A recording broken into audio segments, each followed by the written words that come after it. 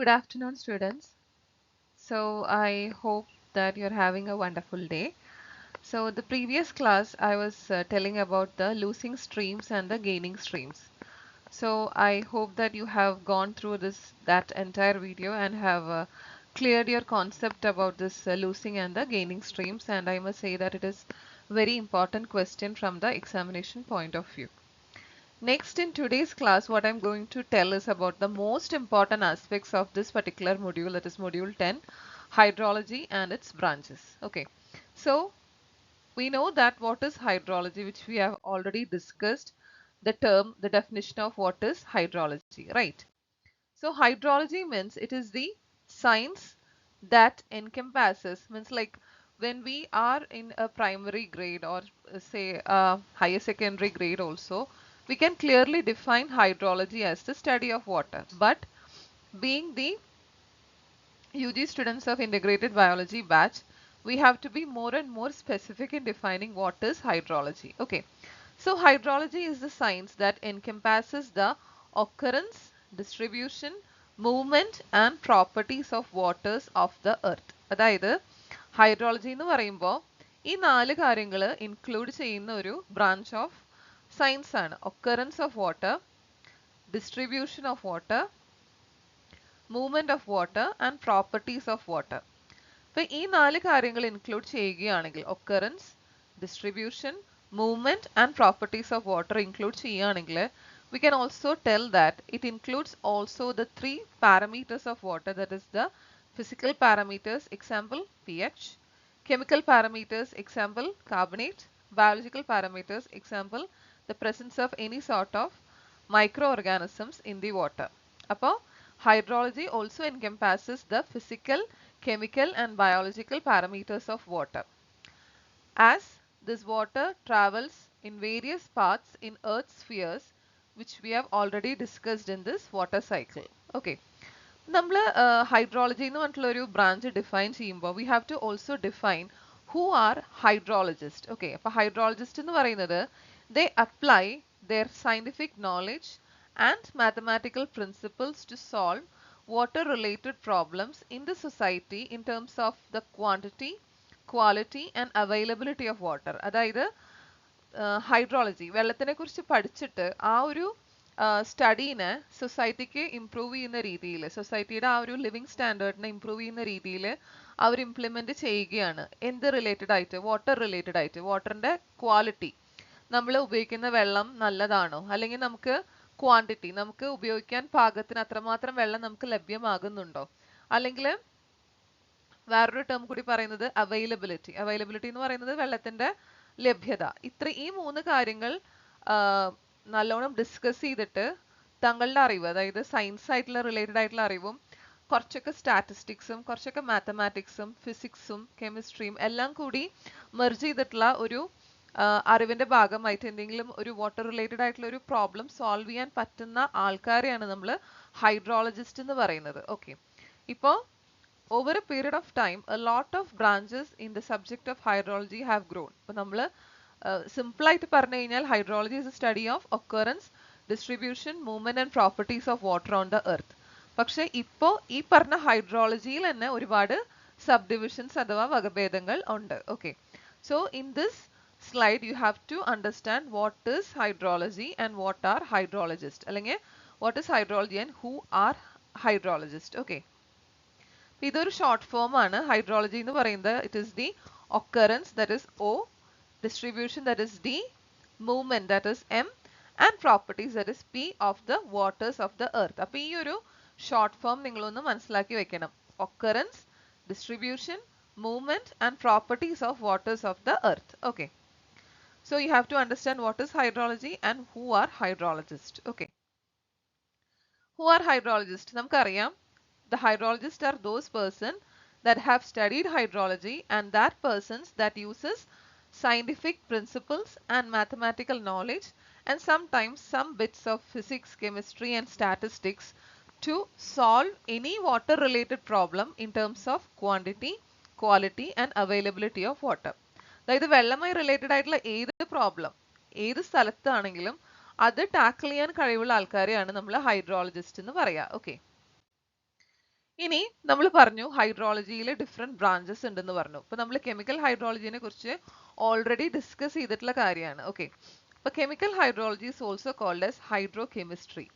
It is a subdivision of hydrology that deals with the chemical characteristics of water on and beneath the surface of the earth. Water in all forms and modes of occurrence is affected chemically by the materials with which it comes to contact with. Often called the universal solvent, water can dissolve many elements in significant quantities. The transport of salts from land to sea and from sea to land occurs by the different forms of water. അതായത് വെള്ളത്തിൻ്റെതായിട്ടുള്ള ഒരു pure chemical നേച്ചറിനെയാണ് നമ്മൾ hydrology, chemical hydrology അഥവാ hydro chemistry എന്ന് പറയാം. Because നമുക്കറിയാം വെള്ളം എന്ന് പറയുന്നത്, വാട്ടർ എന്ന് പറയുന്നത് ഒരു യൂണിവേഴ്സൽ സോൾവെന്റ് ആണല്ലോ.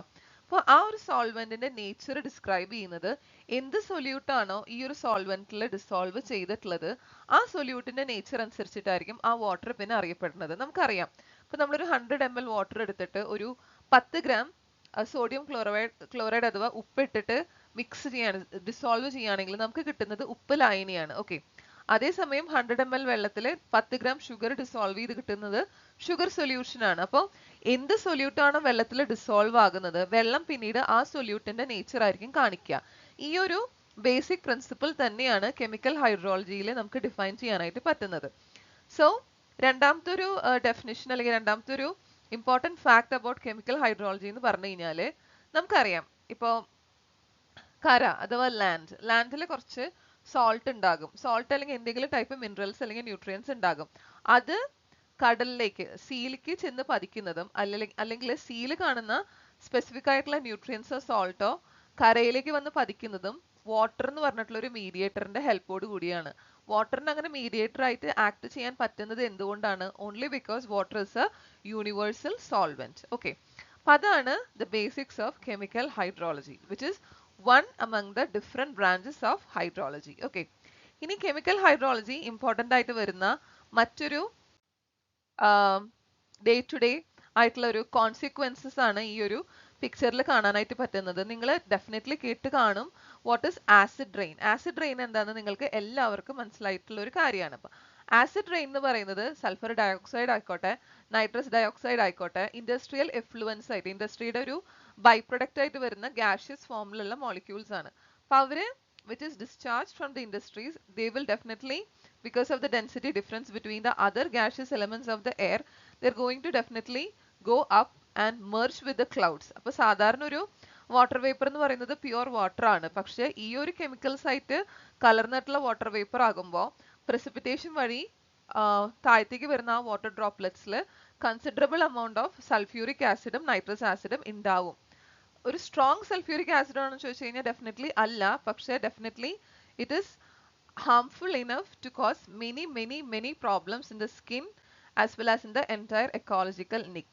Okay, so ഈ ഒരു ആസിഡ് റെയിൻ എന്ന് പറഞ്ഞിട്ടുള്ള ഒരു പ്രതിഭാസവും കെമിക്കൽ ഹൈഡ്രോളജി അഥവാ ഹൈഡ്രോ കെമിസ്ട്രിയിൽ തന്നെയാണ് വരുന്നത്. Okay, next branch of hydrology ആണ് which is hydro informatics. Okay, അപ്പൊ ഞാനിവിടെ ഇമ്പോർട്ടൻ്റ് എന്ന് പറയാൻ കാരണം എന്താന്ന് വെച്ച് കഴിഞ്ഞാൽ this has been asked many times. അപ്പൊ ഹൈഡ്രോ ഇൻഫോമാറ്റിക്സ് എന്ന് പറഞ്ഞു കഴിഞ്ഞാൽ definitely hydro which is related to water അല്ലെ. അപ്പൊ ഹൈഡ്രോ ഇൻഫോമാറ്റിക്സ് എന്ന് പറയുന്നത് it is a branch of informatics which concentrates on the application of information and communication technologies in addressing the increasingly serious problems in the efficient use of water for many different purposes. It sees applications at all points in the water cycle from atmosphere to the ocean. It provides support for decision making at all levels from governance and policy through management operations. Okay, നമ്മൾക്ക് ഈ hydro informatics അത്രയും relevant ആയിട്ടുള്ള ഒരു branch of hydrology ആയിരുന്നില്ല. നമ്മൾക്ക് കേരളീയരെ സംബന്ധിച്ചിടത്തോളം 2018 ഫ്ലഡിന് ശേഷമാണ് ഇത്രയും ഇമ്പോർട്ടൻസ് ഈ ഒരു ഹൈഡ്രോളജിയുടെ ബ്രാഞ്ചിന് ഉണ്ടെന്ന് തന്നെ നമുക്ക് മനസ്സിലായിട്ടുള്ളത്. ബിക്കോസ് ബേസിക്കലി ഹൈഡ്രോ ഇൻഫോമാറ്റിക്സ് എന്ന് പറയുന്നത് it is a branch of informatics which concentrates on the application of information and communication technology. അപ്പം എന്താണ് ICT? നമ്മൾ എപ്പോഴും ഉപയോഗിക്കുന്ന ഒരു ടേം ആണ് information and communication technology, ICT. ICT എന്ന് പറയുന്നത് എന്തുമാകാം, ടെലിഫോൺ ആകാം, മൊബൈൽ ഫോൺ ആകാം, ഇന്റർനെറ്റ് ആകാം. നമുക്ക് അങ്ങനെ ഒരു ടെക്നോളജി ഉപയോഗിച്ചിട്ട് നമ്മൾ ഒരു കാര്യം കൺവേ ചെയ്യുന്നതിനെയാണ് ICT എന്ന് പറയുന്നത്. അപ്പോൾ why not we use this ICT to address water related ആയിട്ടുള്ള problems? Because ഇപ്പോൾ ഒരു ആയിരക്കണക്കിന് കിലോമീറ്റർ അപ്പുറത്ത് ഒരു ഫ്ലഡ് വന്നിട്ടുണ്ടെങ്കിൽ അത് നേരിട്ട് പോയി കാണാൻ പറ്റിയെന്ന് വരില്ല. പക്ഷെ വളരെ എന്താ പറയാ സ്ട്രോങ് ആയിട്ടുള്ള ICT ടെക്നോളജി വെച്ചിട്ട് I can just see the flood happening just the way that I'm standing in front of that. അപ്പൊ എനിക്കത് ഇപ്പൊ ഞാനൊരു അഡ്മിനിസ്ട്രേറ്റീവ് ലെവലിലുള്ള ഒരാളാണെങ്കിൽ ഏത് രീതിയിൽ അതിനെ ടാക്കിൾ ചെയ്യണം എന്നതും എങ്ങനെ മറ്റുള്ളവർക്ക് ഒരു ട്രെയിനിങ് എന്ന് വെച്ചാൽ അങ്ങനെ ഒരു ഫ്ലഡ് വന്നു കഴിഞ്ഞു കഴിഞ്ഞാൽ അതിന്റെ ആഫ്റ്റർ എഫക്റ്റ് എന്തായിരിക്കും, അല്ലെങ്കിൽ പ്രോപ്പർ ആയിട്ടുള്ള രീതിയിൽ എങ്ങനെ ഒരു സൊസൈറ്റീനെ ഗൈഡ് ചെയ്യണം എന്നത് എനിക്ക് മുൻകൂട്ടി അറിയാൻ പറ്റും, so only by the use of this information technology to address the water related problem. അത് നമുക്കറിയാം വാട്ടർ സൈക്കിൾ എന്ന് പറയുന്നത് സ്റ്റാർട്ടിങ് ഫ്രം ഇവോപ്പറേഷൻ കഴിഞ്ഞ് കഴിഞ്ഞാൽ എന്താണ് precipitation, condensation, run off, അങ്ങനെ ഒരുപാട് പോയിന്റ്സ് വാട്ടർ സൈക്കിളിൽ ഉണ്ട്. ഈ ഒരു പോയിന്റ് ഈ വാട്ടർ സൈക്കിൾ എന്ന് പറയുന്നത് ഒരു ഡെലിക്കേറ്റ് എക്വിലിബ്രിയത്തിൽ കടന്നു പോയിക്കൊണ്ടിരിക്കുന്ന ഒരു സൈക്കിളാണ്. അപ്പൊ ഏതെങ്കിലും ഒരു പോയിന്റിൽ ചിലപ്പോൾ ചില ഡിഫോമിറ്റി സംഭവിക്കാം ഡിസാസ്റ്റേഴ്സിന്റെ ഭാഗമായിട്ട്. അപ്പൊ ഏതെങ്കിലും ഒരു പോയിന്റിൽ അങ്ങനെ സംഭവിക്കുമ്പോൾ എങ്ങനെ അതിനെ ടാക്കിൾ ചെയ്യണം എന്നത് എനിക്ക് അറിയണമെങ്കിൽ I should be well aware about the water related problems and I can also എന്താ പറയാ take some solutions by using this ICTs. Okay. So what is ICT? ഇപ്പൊ ICT എന്ന് പറഞ്ഞാലും അതിന്റെ definition is very much important. ഇപ്പൊ Information and Communication Technologies is a broader term for information technology which refers to all the communication technologies including the internet, wireless networks, cell phones, computers, software, middleware, video conferencing, networking and other media applications and services. Anything relevant to ICT, നമ്മൾ എന്താ പറയുക ഇപ്പോഴും നമുക്ക് നമ്മുടെ കോളേജിലാണെങ്കിലും ICT related ആയിട്ടുള്ള classes ഇഷ്ടം പോലെ നടക്കുന്നുണ്ട്. ബിക്കോസ് അത്രയും ഇമ്പോർട്ടൻ്റ് ആണ്. നമ്മളിപ്പോൾ സയൻസ് സ്റ്റുഡൻസ് മാത്രമല്ല ഏതൊരു ഫീൽഡ് ഓഫ് സ്റ്റുഡൻസിനാണെങ്കിലും ICTനെ കുറിച്ചിട്ടുള്ള പഠനങ്ങൾ ഇമ്പോർട്ടൻ്റ് ആവുന്നത് ഏതൊരു ടൈപ്പ് പ്രോബ്ലംസ് വന്നു കഴിഞ്ഞാലും നമുക്ക് അതിനെ ഡീൽ ചെയ്യാൻ പറ്റുന്ന രീതിയിലുള്ള ഒരു എഫിഷ്യൻ്റ് ആയിട്ടുള്ള ഒരു യൂസേജ് ആണ് ICT ടെക്നോളജീസ് നമുക്ക് പ്രൊവൈഡ് ചെയ്യുന്നത്. ഓക്കെ, സോ ഈ ഒരു പിക്ചർ വളരെ ഇമ്പോർട്ടൻ്റ് ആണ്. ബിക്കോസ് ഈ ഒരു picture is merging the importance of bioinformatics. Bioinformatics എങ്ങനെയാണ്, ഹൈഡ്രോ ഇൻഫർമാറ്റിക്സ് എങ്ങനെയാണ് വർക്ക്ഔട്ട് ചെയ്യണേ എന്നുള്ളൊരു ഡയഗ്രാം ആണ് ഈ ഒരു പിക്ചറിൽ നമുക്ക് കാണാനായിട്ട് പറ്റുന്നത്. So first thing is the data acquisition. അപ്പോൾ ഡാറ്റ അക്യൂസിഷൻ എന്ന് പറയുന്നത് ഡെഫിനറ്റ്ലി ഇതൊരു സാറ്റലൈറ്റ് ആണ്. വയർലെസ് ടെക്നോളജീസ് ഉപയോഗിച്ചിട്ടാണ് ഡാറ്റ, അതായത് വാട്ടർ റിലേറ്റഡ് ആയിട്ടുള്ള ഡാറ്റയാണ് നമ്മളിവിടെ ഉദ്ദേശിക്കുന്നത്. അതിനെ നമ്മൾ ഡാറ്റ കളക്ട് ചെയ്തതിനു ശേഷം ആ ഒരു data it is undergoing the communication and integration. അതായത് ഒരു വാട്ടർ റിലേറ്റഡ് ആയിട്ടുള്ള പ്രോബ്ലത്തിനെ കുറിച്ചൊരു മെഷേഴ്സ് കിട്ടി, ഇങ്ങനെയാണ് സംഭവിക്കുന്നതെന്ന് നമുക്ക് മനസ്സിലായി. അപ്പം അത് ഒരു കൂട്ടം ആൾക്കാർ ചേർന്നിട്ട് ഒരു വീഡിയോ കോൺഫറൻസിങ് വഴിയോ അല്ലെങ്കിൽ ഒരു റിയൽ ടൈം കോൺഫറൻസിങ് വഴിയോ നമ്മൾ ഡിസ്കസ് ചെയ്തതിനു ശേഷം നമ്മൾ പോകുന്ന നെക്സ്റ്റ് സ്റ്റെപ്പാണ് കപ്പാസിറ്റി ബിൽഡിംഗ് അല്ലെങ്കിൽ ട്രെയിനിങ്. അപ്പോൾ ഈ ഒരു ഡിസ്കഷനിൽ നമുക്ക് മനസ്സിലാക്കാനായി പറ്റി ഇതാണ് സംഭവം. അപ്പം നമ്മൾ ഏത് രീതിയിലുള്ള ഒരു ട്രെയിനിങ് ആണ് ആൾക്കാർക്ക് കൊടുക്കേണ്ടത് എന്നുള്ളതിനെ ഒരു ധാരണ കിട്ടി. അതിനുശേഷം നമ്മൾ we are building up teams to give them training. അതായത് we are actually making a big team and we are splitting them into number of like 3 or 4 teams to address the different types of water related problems. Okay, അപ്പോൾ നമ്മൾ capacity building and training. അതിനുശേഷം the next step is decision support application. അപ്പോൾ നമുക്കറിയാം നമ്മളൊരു കാര്യം implement ചെയ്തു, അപ്പോൾ അത് ശരിയാവണം അല്ലെങ്കിൽ ശരിയാണെന്ന് നമുക്ക് അറിയാൻ ഇന്ന് ഒരുപാട് മാർഗങ്ങളുണ്ട്. we are having number of applications, number of apps to just to predict or just to get a rough idea whether നമ്മൾ ചെയ്യാൻ പോകുന്ന കാര്യങ്ങൾ കറക്റ്റ് ആണോ അല്ലെങ്കിൽ എവിടെയെങ്കിലും ഒരു എറർ വരാൻ സാധ്യതയുണ്ടോ എന്ന് അറിയാൻ വേണ്ടിയിട്ട് ഒരു ട്രയൽ എന്ന പോലെ നമുക്ക് ഡിസിഷൻ മേക്കിംഗ് ആപ്സ് ഉണ്ട്. So we can depend on that. അങ്ങനെ കറക്റ്റ് ആയിട്ടുള്ള കാര്യങ്ങൾ നടക്കുകയാണെങ്കിൽ we can just do the data analysis and modeling as part of this decision analysis, and after that we can process the data. അപ്പോൾ ഈ ഒരു cycle complete ആവുകയാണെങ്കിൽ ഒരു specific ആയിട്ടുള്ള വാട്ടർ റിലേറ്റഡ് പ്രോബ്ലം നമുക്ക് അഡ്രസ്സ് ചെയ്യാനായിട്ട് ഒരു റൂട്ട് മാപ്പ് പോലെയാണ്. ഇപ്പോൾ നമുക്കറിയാം ഇപ്പോൾ നമുക്കൊരു മഴ വരികയാണ് അല്ലെങ്കിൽ നമുക്കിപ്പോൾ ഒരു സാധാരണക്കാർക്ക് പോലെ അറിയാം ഓറഞ്ച് അലേർട്ട് എന്താണ്, റെഡ് അലേർട്ട് എന്താണ്, നോ അലേർട്ട്സ് എന്താണ്, യെല്ലോ അലേർട്ട് എന്താണ്, എല്ലാം നമുക്കറിയാം. ബിക്കോസ് അത് ഫുള്ളി ഈ ഒരു ഇൻഫർമേഷൻ സൈക്കിളിൽ കൂടെ പോയിട്ടുള്ള ഒരു പ്രോബ്ലം ആണ്. ഓക്കെ, ഇപ്പൊ നമുക്ക് 2018 ഫ്ലഡിന് ശേഷം ഇപ്പോൾ 2024 ഒരു heavy to heavy rain Thrissur ഡിസ്ട്രിക്റ്റിൽ വരികയാണെങ്കിൽ നിങ്ങൾ നമ്മുടെ കളക്ടറിന്റെ ഫേസ്ബുക്ക് പേജിൽ പോയി നോക്കുകയാണെങ്കിൽ അതിൽ കറക്റ്റായിട്ട് എഴുതിയിട്ടുള്ള ഒരു കാര്യം എന്ന് പറയുന്നത് 2018-19 കാലഘട്ടത്തിൽ വീട്ടിൽ വെള്ളം കയറിയിട്ടുള്ള സ്ഥലം അല്ലെങ്കിൽ താഴ്ന്ന പ്രദേശങ്ങൾ അങ്ങനെയൊക്കെ എഴുതിയിട്ടുണ്ട്. അങ്ങനെ ഒരു ഡാറ്റ അവർക്ക് കിട്ടണമെങ്കിൽ that was സോൺലി because of this hydro informatics. അപ്പൊ ആ ഒരു സംഭവമാണ് അടുത്തൊരു പിക്ചറിൽ ഞാൻ ഷെയർ ചെയ്യും. ഇത് കേരളയുടെ ഫ്ലഡ് മാപ്പാണ്. നമ്മൾ 2018 ഫ്ലഡ് അഫക്റ്റഡ് ആയിട്ടുള്ള ഏരിയാസ് ആണ് റെഡ് കളറിൽ മാർക്ക് ചെയ്തിട്ടുള്ളത് ഓരോ ഡിസ്ട്രിക്റ്റിലെയും. ഇതെന്ന് പറയുന്നത് ഗ്രീൻ കളർ എന്ന് പറയുന്നത് zone of heavy rainfall. Heavy rainfall ഉണ്ടായി, ഡെഫിനറ്റ്ലി ഉണ്ടായി. ഈ ഓരോ ജില്ലകളിലെ ഓരോ ഭാഗങ്ങളും ഓറഞ്ച് അലേർട്ടും റെഡ് അലേർട്ട്സ് അടക്കം കടന്നു പോയിട്ടുള്ള ഏരിയാസ് ആണ്. പക്ഷെ അവിടെ ഫ്ലഡിങ് ഉണ്ടായിട്ടില്ല. ഇപ്പൊ ഫ്ലഡ് മാപ്പ് പ്രെഡിക്റ്റ് ചെയ്യാൻ പറ്റിയിട്ടുള്ള സ്ഥിതിക്ക് ഇപ്പൊ ഒരു പ്രോബ്ലം വന്നു കഴിഞ്ഞാൽ ഈ ഒരു മാപ്പ് റെഫറൻസ് പോയിന്റ് ആയിട്ട് ഒരുപാട് പ്രോബ്ലംസ് നമുക്ക് അഡ്രസ് ചെയ്യാനായിട്ട് പറ്റും. ഓക്കെ, നെക്സ്റ്റ് എന്ന് പറയുന്നത് ഹൈഡ്രോ ജിയോളജി ആണ്. അപ്പൊ ഹൈഡ്രോ ജിയോളജി അപ്പൊ നമ്മൾ ഒന്നുകൂടി ഒന്ന് റീകളക്ട് ചെയ്യാൻ ശ്രമിക്കുകയാണെങ്കിൽ ഹൈഡ്രോ കെമിസ്ട്രി അഥവാ കെമിക്കൽ ഹൈഡ്രോളജി എന്ന് പറയുന്നത് study of the water's chemical properties അല്ലെ.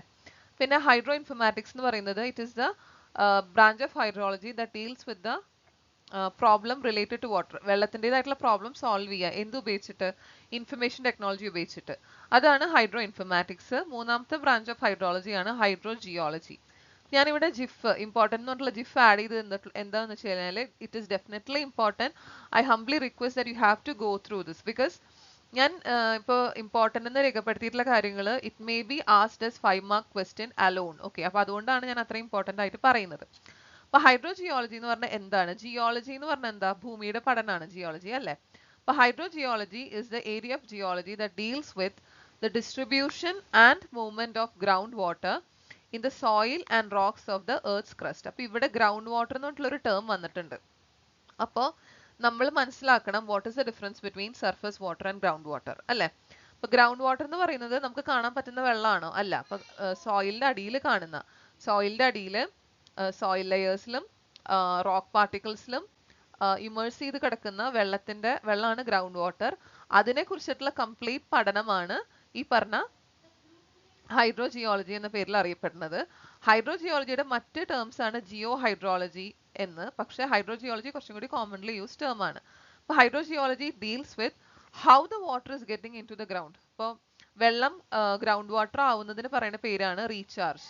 പിന്നെ വെള്ളം how this water is flowing in the sub surface. Mainly അങ്ങനെ സബ് സർഫസിൽ വെള്ളം ഫ്ലോ ചെയ്യുന്നത് അക്യുഫയേഴ്സ് എന്ന ഒരു ഫിനോമിനൻ വഴിയാണ്. അക്യുഫയേഴ്സ് എന്താണെന്ന് നമുക്ക് പറഞ്ഞുതരാം. And how the ground water is interacting with the surrounding soil and rock. ഈ 3 കാര്യങ്ങൾ ഇൻക്ലൂഡ് ചെയ്യുന്ന ഒരു ബ്രാഞ്ച് ഓഫ് ഹൈഡ്രോളജി ആണ് ഹൈഡ്രോ ജിയോളജി. ഓക്കെ, ഇനി നമ്മൾ ഹൈഡ്രോ ജിയോളജിയിൽ പറഞ്ഞിട്ടുള്ള അപ്പൊ ഹൈഡ്രോ ജിയോളജി എന്താണെന്ന് ഒന്നുകൂടി ഒന്ന് ആലോചിച്ചെടുക്കണം. It is the ground water study of ground water തന്നെയാണ്. അപ്പൊ ഗ്രൗണ്ട് വാട്ടർ എങ്ങനെയാണ് മൂവ് ചെയ്യുന്നത്, എങ്ങനെയാണ് സോയിൽ ലെയേഴ്സ് ആയിട്ട് ഇന്ററാക്ട് ചെയ്യുന്നത്, എന്താണ് അക്യുഫയേഴ്സ്, എന്താണ് റീചാർജ് എന്നറിയപ്പെടുന്ന ഇതെല്ലാം കൂടി എൻകംപാസ് ചെയ്യുന്ന ഒരു ബ്രാഞ്ച് ഓഫ് ഹൈഡ്രോളജി ആണ് ഹൈഡ്രോ ജിയോളജി. ഹൈഡ്രോ ജിയോളജിയിൽ വരുന്ന ഒരു ഇമ്പോർട്ടൻറ്റ് കോൺസെപ്റ്റ് ആണ് വാട്ടർ ടേബിൾ എന്താന്നുള്ള ഒരു കോൺസെപ്റ്റ്. അപ്പോൾ വാട്ടർ ടേബിളിനെ കുറിച്ച് നമ്മൾ ഓൾറെഡി ഡിസ്കസ് ചെയ്തിട്ടുള്ളതാണ്. ഒന്നുകൂടി നമുക്ക് പറയാം. Water table is an underground boundary between the soil surface and the area where ground water saturates spaces between the sediments and cracks in the rock. Water pressure and atmospheric pressure are equal at this boundary. The soil surface above the water table is called the unsaturated zone, where both oxygen and water fill the spaces between the sediments. The unsaturated zone is also called as a zone of aeration due to the presence of oxygen in the soil. Underneath the water table is a saturated zone where water fills all spaces between the sediments. അപ്പോൾ അതായത് ഇതാണ് ഈ ഒരു ബൗണ്ടറിക്ക് പറയുന്ന പേരാണ് water table. This boundary ഇതാണ് water table. അപ്പോൾ water table എന്ന് പറയുന്നത് ഒരു അണ്ടർഗ്രൗണ്ട് ബൗണ്ടറി ആണ്. നമുക്ക് കാണാൻ പറ്റില്ല, സോയിലിൽ ഒത്തിരി താഴെയാണ്.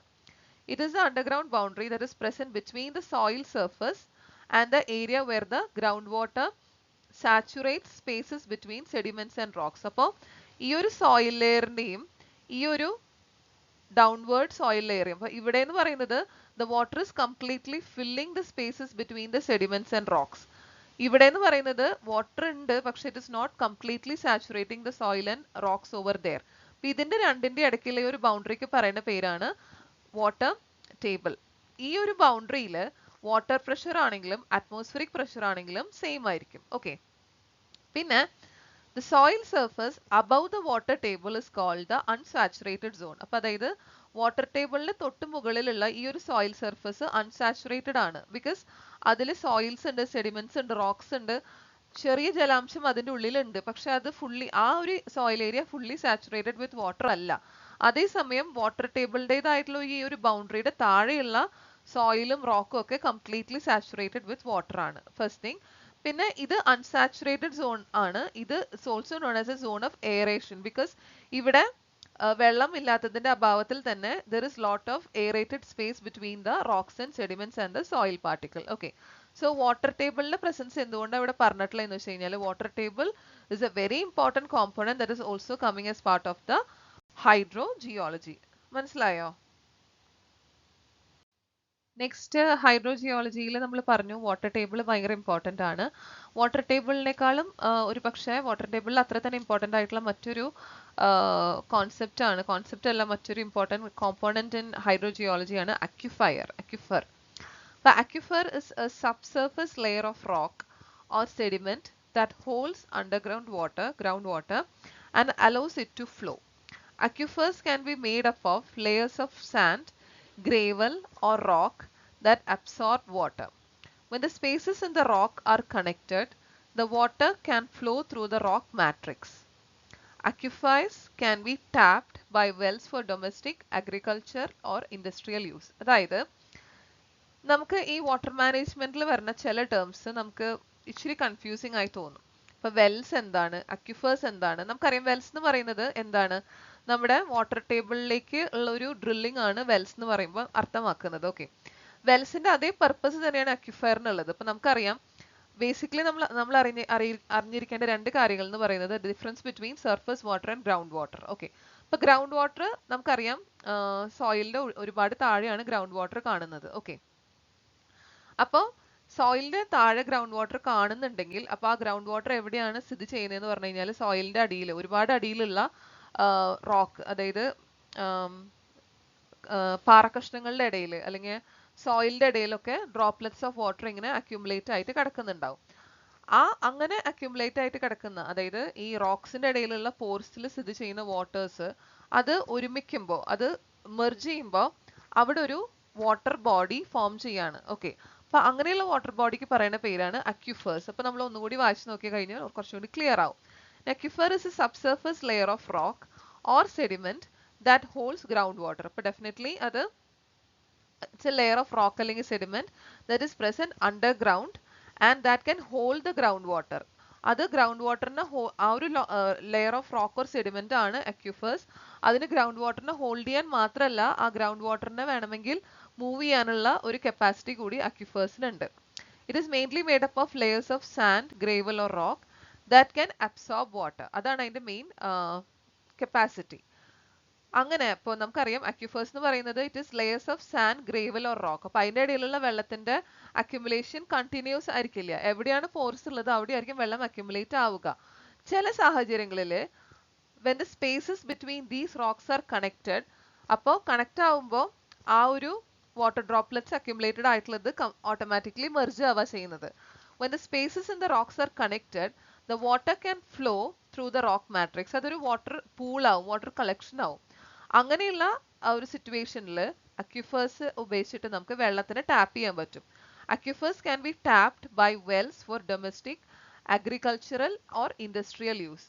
ചില സമയത്ത് ഇപ്പൊ അക്യുഫേഴ്സിൽ നിന്ന് നമുക്ക് ഡയറക്ട്ലി ഡ്രില്ലിംഗ് മെഷീൻ ഉപയോഗിച്ചിട്ട് ഡ്രിൽ ചെയ്ത് കഴിഞ്ഞാൽ നമുക്ക് വെള്ളം കിട്ടും. ചില സിറ്റുവേഷനിൽ, ചില സാഹചര്യങ്ങളിൽ, ചില ജിയോമെട്രിക് കണ്ടീഷൻ അനുസരിച്ചിട്ട് ഡയറക്ട്ലി അത് നേച്ചറിൻ്റെതായിട്ടുള്ള ഒരു ഡിസമിനേഷൻ വഴി അക്യുഫേഴ്സിൽ നിന്നും ഓട്ടോമാറ്റിക്കലി വെള്ളം ഇങ്ങനെ ഡ്രെയിൻഡ് ആകും അറ്റ്മോസ്ഫിയറിലേക്ക്. അത് ഞാനൊരു വീഡിയോ കാണിച്ചു തരാം. ഇതിലല്ല, നെക്സ്റ്റ് PPT ഞാൻ കാണിച്ചു തരാം. ഇതാണ് അക്യുഫേഴ്സിൻ്റെതായിട്ടുള്ള ഒരു സർഫസ് ടോപ്പോഗ്രാഫി. നമുക്കറിയാം ഇതാണ് the upper layer, that is the place that we can see. Okay. പിന്നെ ഇവിടെ ഈ ഒരു ഏരിയ തൊട്ടിട്ട് താഴത്തേക്ക് എന്ന് പറയുന്നത് it is a subsurface layer. ഈ സബ്സർഫസ് ലെയറിൽ കാണുന്ന എല്ലാ വാട്ടേഴ്സും എന്താണ്, ഗ്രൗണ്ട് വാട്ടർ ആണ്. ഈ സർഫസ് ലെയറിൽ കാണുന്ന ഇതെന്ന് പറയുന്നത് റിവർ സ്ട്രീം അടക്കം ലേക്ക് അടക്കം വരുന്നത് സർഫസ് വാട്ടർ ആണ്. So this is A sub surface അല്ലെങ്കിൽ ഗ്രൗണ്ട് വാട്ടർ. ഇവിടെയാണ് വാട്ടർ ടേബിളിൻ്റെതായിട്ടുള്ള ഒരു ലൊക്കേഷൻ. വാട്ടർ ടേബിളിന്റെ ഒരുപാട് താഴെയാണ് എന്തിന്റെ ലൊക്കേഷൻ വരുന്നത്, അക്യുഫേഴ്സിന്റെ ലൊക്കേഷൻ വരുന്നത്. അപ്പൊ അക്യുഫേഴ്സ് എന്ന് പറയുന്നത് എന്താണ്? It is A layer of grand sand, gravel or sand that is having the capacity to absorb water. അതിന്റെ ഇപ്പൊ ഈ ഒരു ഗ്രേവൽ ആയിക്കോട്ടെ, സാൻഡ് ആയിക്കോട്ടെ, റോക്ക് ആയിക്കോട്ടെ, അതിന്റെ ഇടയിൽ സ്പേസസ് ഉണ്ടാകും. ആ സ്പേസസിനെ വെള്ളത്തിനെ അബ്സോർബ് ചെയ്യാനുള്ള കപ്പാസിറ്റി ഉണ്ടാകും. അങ്ങനെ ആ സ്പേസസ് തമ്മിൽ മെർജ് ചെയ്യുമ്പോൾ ആ ഡെപ്പോസിറ്റ് ചെയ്തിട്ടുള്ള water is becoming A single pool അല്ലെങ്കിൽ സിംഗിൾ മാസ് ഓഫ് വാട്ടർ. അങ്ങനെയുള്ള അക്യുഫയേഴ്സിൽ നമ്മൾ ഡ്രിൽസ് ഡ്രില്ലിംഗ് മെഷീനറി വെച്ചിട്ട് ഡ്രിൽ ചെയ്യുമ്പോൾ we can get the upflow of water to the surface area where we can use the water for industrial and domestic purpose. Aquifers എന്ന് പറഞ്ഞിട്ടുള്ള കോൺസെപ്റ്റും ഏതിലാ വരുന്നത്? Hydro ജിയോളജിയിലാണ് വരുന്നത്. So ഇന്ന് നമ്മൾ ഡിസ്കസ് ചെയ്തിട്ടുള്ള മെയിൻ പോയിന്റ്സ് എന്ന് പറയുന്നത്, we just started with the branches of hydrology. We discussed what is hydrochemistry അഥവാ chemical hydrology. We discussed about hydroinformatics, which is very important. Then we discussed about the third branch of hydrology, that is the hydrogeology, and the two important components that is coming under hydrogeology, that is what? Water table and aquifer. അപ്പോൾ ഇത് full clear ആയിരിക്കണം. ഇത് questions repeatedly വന്നിട്ടുള്ള portion ആണ്. So we can wind up today's class. അപ്പോൾ ഇനി doubt ഉണ്ടെങ്കിൽ ചോദിക്കണം കേട്ടോ.